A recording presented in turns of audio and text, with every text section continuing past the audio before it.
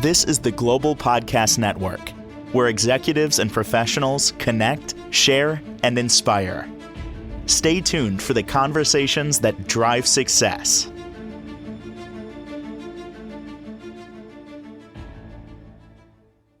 Welcome back, everyone. We all want to move our lives forward, get those obstacles out of the way, live the life that we feel we should be living or that we deserve. What's the challenge there? It's making a change. And I love the name of her practice, Inner Transformation, because it happens from within. Many times we walk around and say, well, things will get better if I just had a different job, or yeah, it would be better if I made more money. That's not really the truth. It starts within. Let's start that inner transformation. She's a licensed professional counselor, and so great to have her with us. Shari, and I want to make sure I have your last name right. Edgell, am I saying that, or Edgell? Edgell. So you say Edgell. the word edge and add "ol" on the end. Yeah, it's almost like agile, Edgell. Yeah. Excellent. Nice to meet you. Thanks for being here today. You as well. Thank you for having me. Would you say that the inner transformation is partly that thing that's known as shadow work? Is that kind of what we're possibly referring to here?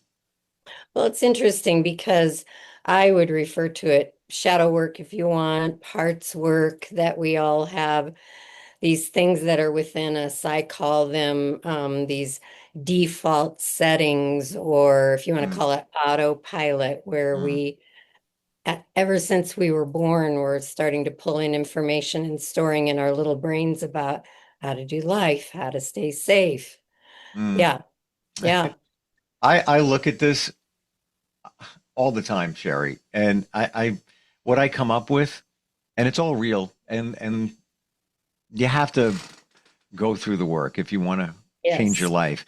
But then I look at it and like, it's amazing that we're able to focus and function. Like when you think about most of this from our childhood is really controlling us right now. There's a child, there's a kid making us, well, not making us, but piloting us right now. Like you think of it, inside your body, there's a little child there, pulling all the strings, pressing all the buttons and everything. It's a wonder how we even get through life. Right? It is. And some do it well and others need a little help. I think we all need help in some regards. And I'm not speaking negative here. It's just that the reality, we're going to call them traumas if we could. And many of us hear that word and like, oh my God, I don't have any traumas. I don't have anything big happen to me. Oh, okay. That could be the case.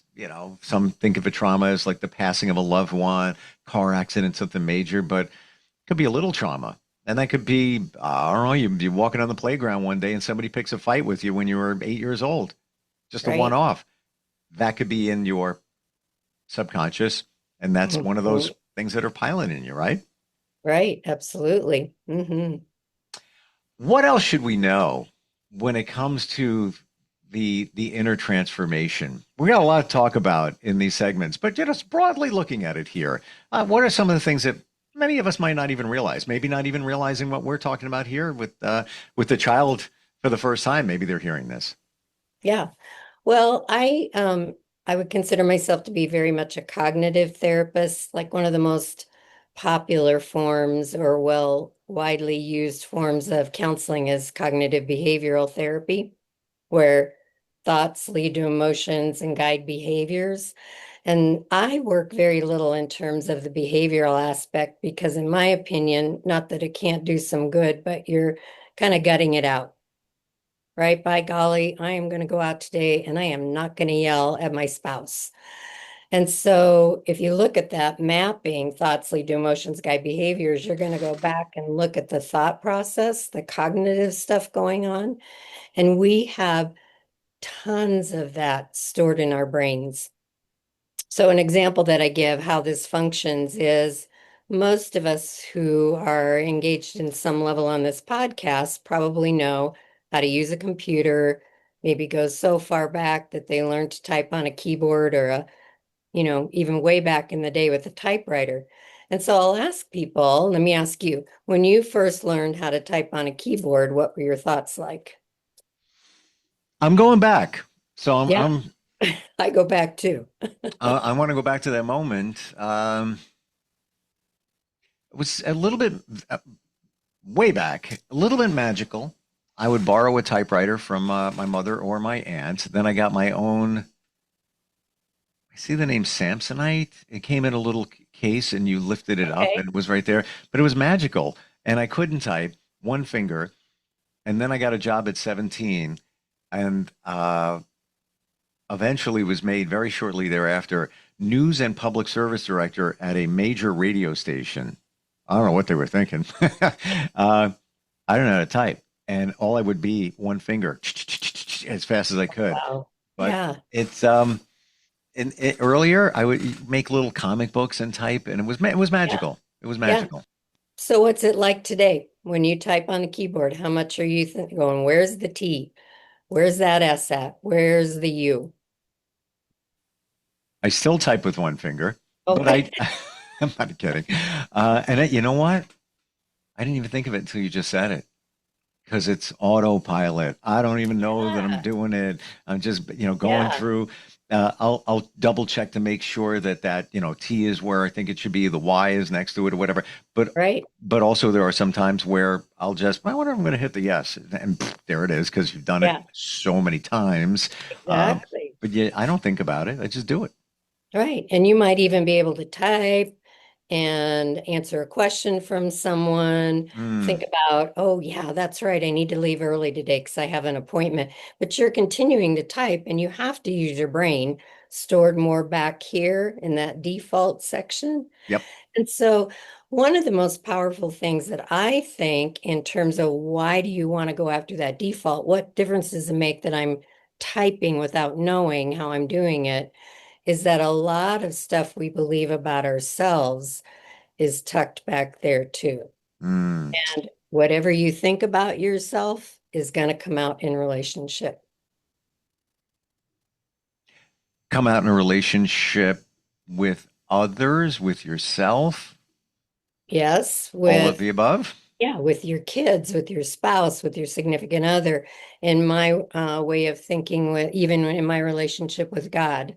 So it's a powerful thing. And what people tend to want to do, because they're coming in almost every one of them into my office with some relational struggle. And they'll have a lot of patterns where they Oh, keep running into the same kind of people. But that little mechanism back there, that default, is picking what's familiar. oh yeah. Would you say it's pretty much everything?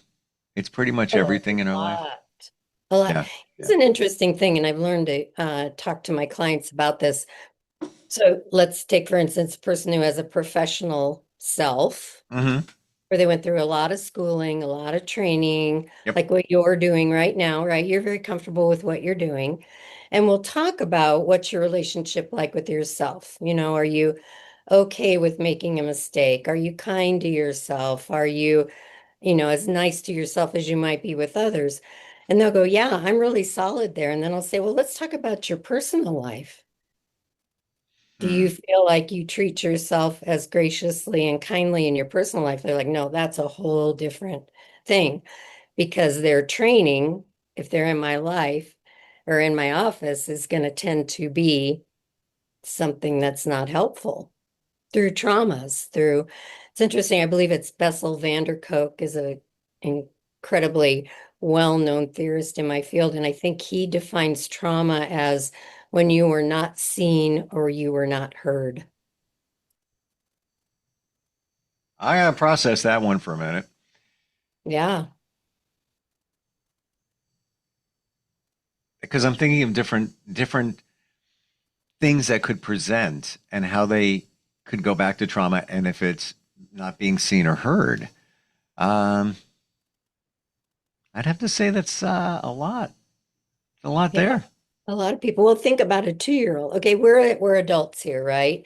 And we're thinking, oh my gosh, that happened to me when I was 4. I'm an adult now. It doesn't matter. Oh, yeah, it does. If you have not processed that in Mm. a way that is more advantageous, more healthy. So You think of a 2-year-old, if you're not seen and heard, what happens? Well, as a 2-year-old, you might throw a tantrum. I'm just You saying, might. hypothetically throwing. Yeah, Uh, yeah, um, you might cry. yeah, You might withdraw. Like you just don't know what to do. You just, you're going to be quiet into yourself. right. And all of a sudden you learn these performance types of things in order, because you're not going to live as a 2-year-old. If someone doesn't listen to you being hungry, if someone doesn't listen to you being thirsty, you might be able to go get a glass and get a drink, but you are so dependent. And so those things just start to formulate. It's really fascinating. So I might be sitting with a client and they will do yesterday I said this to someone and I came away from that and thought horrible things about myself. And I might say to them, huh, so you're never good enough. That's one of the things you believe. And they'll say yes. And I say, well, let's take that back. How far does that go back in your life? Hmm. And they'll get a wide look on their face and they'll go, I was 8. And we'll talk about what transpired at 8. Here it is fast forwarded. They might be 50 years old.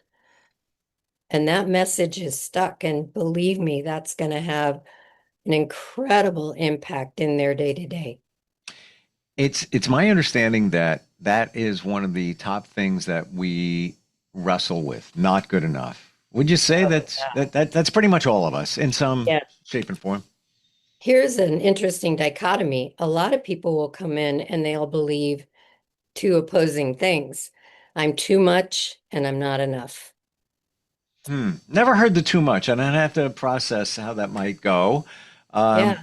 So, is it true? And we're talking about the subconscious here. That's where all this stuff is living, Mhm. all that stuff you learned as a two, Yep. three, four, five, 6, 7 year old. Yeah.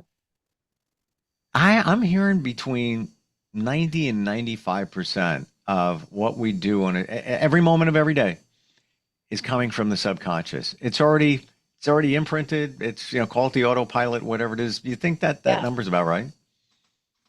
Oh, that sounds great. I will go with it. The percentage doesn't matter as much as the power behind it. Mm. And you think about some of the things we do to function, right? Why are you speaking English? I'm just going there Oh, right now. I really, okay. really, yeah, yes, yes. And then I think about this whole, 90 something percent is autopilot. And I really mean this. And I'm trying to figure this out. How do we, Sherry, how are we having a conversation right now in real time, being intentional, connected to each other, if 95% of us is on autopilot and our subconscious? I don't know if that makes sense in my brain here. I'm trying to figure it out. Well, and it's not let's not look at it as a single thing. I've got all this 95% going on back here on autopilot. I've also got the frontal lobe, which is that executive functioning, right? That's going, he just asked a question, and I go back into my brain and find the file that says, oh yeah, this is shadow work or this is parts work. And so and plus you got an emotional center of your brain. There's all kinds of stuff that are going on at the same time.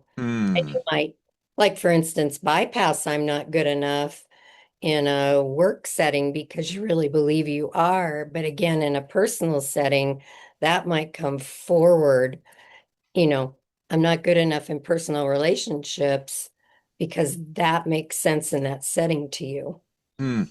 And I'm seeing this clearer because everything we're talking about is things I've heard before. Hmm. So I'm going back to those files, that 90 to 95% figure. Yeah. That was a file. I just accessed it and then presented it, I guess, in real time now. Yeah. What your feedback would be if we were talking about Freeba converter widgets. I just made that up. Okay. I Good. don't Explain what it is. I don't know what a Freeba converter widget is or what it does.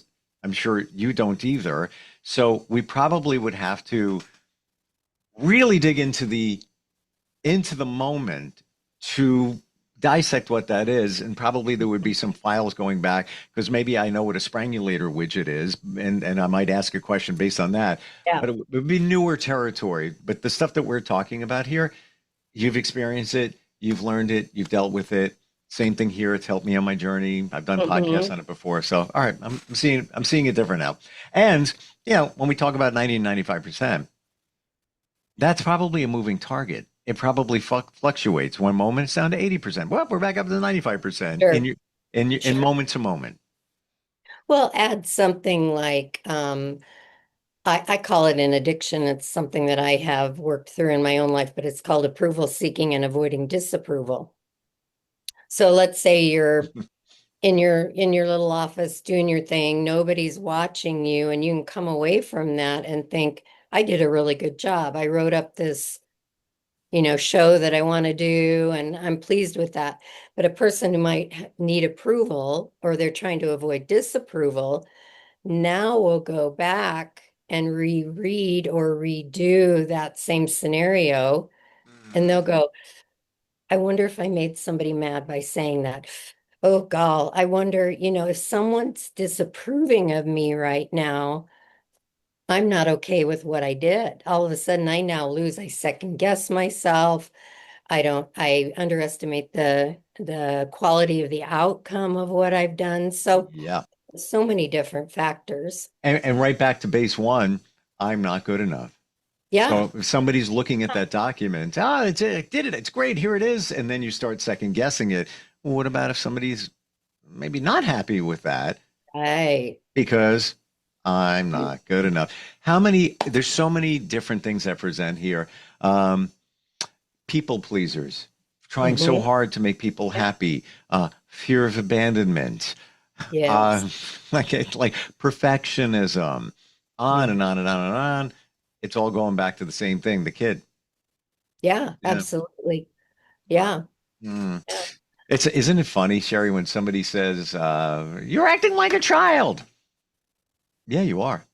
Hmm. You can reply, "Yes, I am." As a matter of fact, thank you very much Right. for pointing that out and recognizing it. Yes, I am. Right.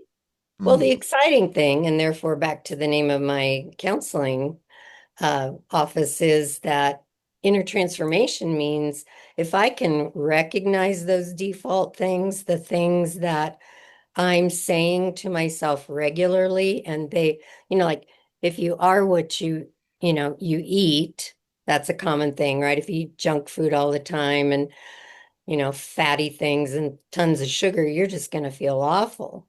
So, in inner transformation, in terms of the thought process, if I can figure out what has been the bad stuff, the lies I've believed about who I am from some other wounded person, then I can Mm. transform that. I own my own thoughts. I can learn, and it's a process. It's not like I go, snap, got it. I now think of myself as a worthwhile individual. But with work, it will change and you will feel different on the inside. Can you give an example, hypothetical or real, in your practice? It's all confidential. We don't know Yep. who this could ever Right. be, Right. um, where this was the challenge, and this where it went back to the childhood, or do it the other way. This was happening childhood, an event, call it that, Hmm. and this is the result as an adult, and then how you work somebody through it. Hmm. Hmm. So one of the and I think this would be true of most counseling practices, that you're going to see more women than you are men, unless you're devoted to a male population. So I see more women than I do, and one of the things I start to, and they're in here for a reason, right? They probably have not had an upbringing where they could feel good about themselves. And let's say dad never spent any time with them. Hmm. And they were always working to try and please him. I got good grades at school. I was my best behavior. I went out for sports, but I never quite got dad to pay the attention to me. I wasn't seen or heard that I needed. Hmm. So, guess what happens as they come into my office and we start looking at a history of the types of, if they're heterosexual, the types of men they have gone after, and every one of them, unless the person has lucked out, are men who will not give them the attention, no matter what. Sadly, unless it's sexual, that's often where they'll get the most attention. Hmm. So you begin to change that because the wounded parts of us tend to pick our mates or sometimes our friends. So Yes. Yes. And I've heard that even recently that we are doing it because we need to heal, but we don't even yeah, know we're doing it. And somebody even told me recently that when you have a memory of your childhood, and maybe not the best memory, it's your subconscious saying, "Hello, we need to work on this over here." So that's why yeah, I'm putting it in your memory so that you can see it. yeah, Mm. yeah, To illustrate your point, um, I'm going to give an example. Real, somebody I know got divorced fairly recently. Situation is uh, the woman in the relationship ended the marriage after many years with a family, just like that. Shocked everybody in the family. Like, what is going on? yeah, Um, that the divorce didn't go well. I know the family, so I know the dynamics of it, and I know the man. And when he started tracing it back, and there was cheating along the way and all of that going through. When he looked back to his spouse's childhood, what happened? He left the family abruptly. He was involved in yeah, cheating. And here's the cherry on top of that story: the man she's with now, and has been for a few years, looks exactly like her father did, and had all the same, rides motorcycles, has tattoos, yeah, very Italian. Like it is her father. Like I saw the pictures. I'm like, yeah, it looks like a younger version. Same thing, same salt and pepper hair, blah blah blah blah blah. yeah, She found dad again, and obviously, because he left the family, she didn't, like you said, didn't get the attention. So in the husband probably didn't get what she was looking for, trying to find that connection to dad. And yeah. it's like exactly what you just said. Well, and sometimes what ends up happening if there's a long-term marriage, right? And I'm going to exclude the affairs because that's a whole level of pain that You just said what? I'm going to just skip over the affairs part that were happening in that. Let's say you have a pretty like a marriage where it every from the outside everybody says, "Oh my gosh, they're happy. Look at their Yeah, children. that's They that's this example. right, right." Let's say, and I'm gonna I don't mean this to be sexist by any means, but let's say you have a woman who never got dad's attention. Yeah. And so she's working for it, working for it, working for it. Number one, let's say the husband's fairly healthy. No matter how much he pours into her and shows her she's worthwhile, he loves her, he wants to be with her, Hmm. that default thing can't accept that. I'm not used to a man who pours into me. That would be one scenario. So he's putting in all this effort of Right. something he cannot answer. She has to internally heal that. 100%. And just what Yeah. like, you're a mind reader. This is why you're fantastic at what you do. What you're explaining was, as I Yeah. understand Okay. the situation, even to the point where the spouse in that example had no idea. Like usually intimacy goes away, et cetera, et cetera. That couple was on the couch every night. He Yeah. said at 8:15, watching TV. Good night, kids. All right, see you tomorrow. Yeah, everything's Yeah. ready. Until one Yeah. day, everything stopped. So Right. there was no. They never fought. No, nothing like that. So Right. it sounds like what you're saying. But see, her default is not about long-term commitment and things being peaceful and kind and all of that. Her default is about the chase. Right. And if I don't have to chase you down, if I don't have to perform, if I don't have to gain your attention, then, you know, I don't know what to do with that. I do Right. not know how to have a normal, long-term, you know, normal long-term Exactly. doesn't have a lot of excitement to it. because in this scenario, it seems like you're saying that she was always chasing, trying to find fulfillment, i.e., Yeah. fill the daddy void. And I'm not, I'm not being sexist here, but they say daddy issues and mommy issues too. Sure.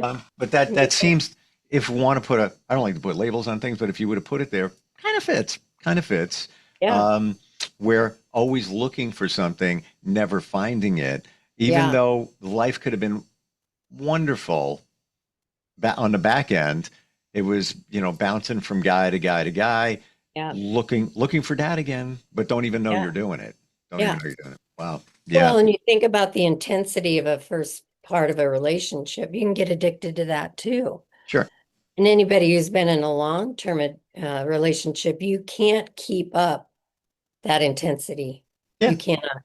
Yeah.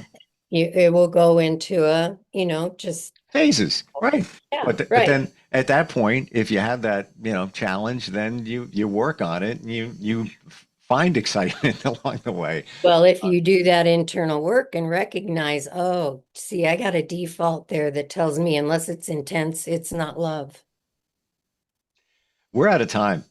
I could keep going with you. It's like, this is everything, people, everything. Imagine how many relationships would still be intact if people did the inner transformation. How do we find you, Shari?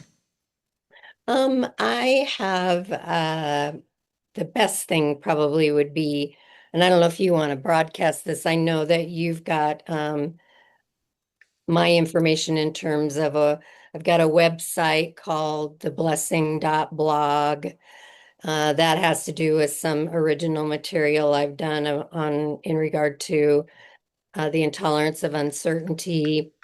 I have an email that is itc.shari.edgell@gmail.com. So those are a couple of ways you could get a hold of me. I know I've got more sessions with you, so that.